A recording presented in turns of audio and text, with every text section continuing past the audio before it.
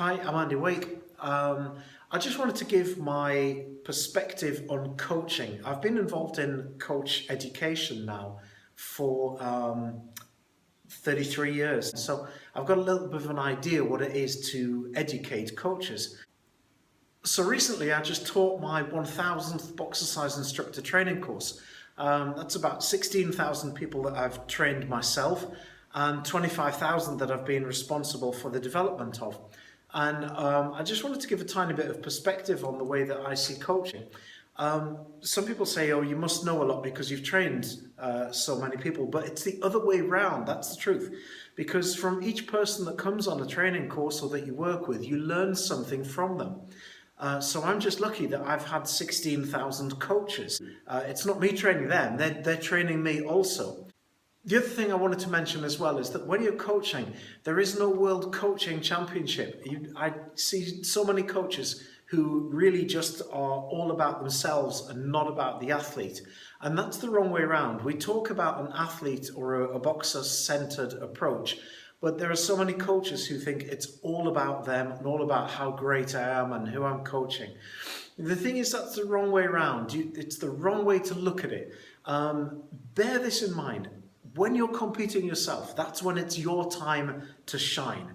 And you have but one career as an athlete or as a boxer, or as any sports person.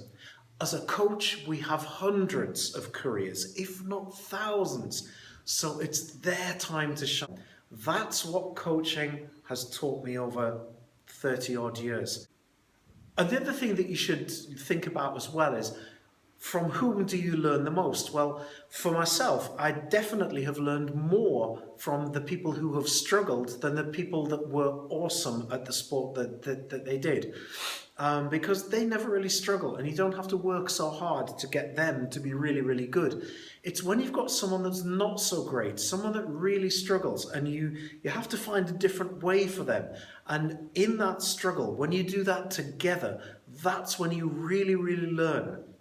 So don't overlook the kid who really, really struggles, because believe it or not, they are the one that are going to teach you to be a better coach. Never disrespect or discourage other coaches either. They still may be learning and may not be at the same point in their career as you, but it doesn't mean that they're not doing a great deal of work. The people that I admire the most are those that are coaching for free and those that are working with community groups, with disabled people, with disadvantaged people. They're the ones that really need the praise, not super coaches who are coaching athletes and getting very, very well paid for it and getting the profile to match. Coaching is a lot about science, biomechanics, physiology, psychology, about nutrition, etc. But there's a line between science and when coaching becomes an art. And for one person, the best coach in the world might be this guy. And for somebody else, it could be this lady. They're different athletes, are different people. The best coach is not the same person for them. And it's great to have these people that know the science and the background and the sport inside out, but there is no substitute for knowing that sports person and being able to work with that person. That's when the science becomes an art. So they're just my thoughts on coaching. Perhaps there's something there that you find useful.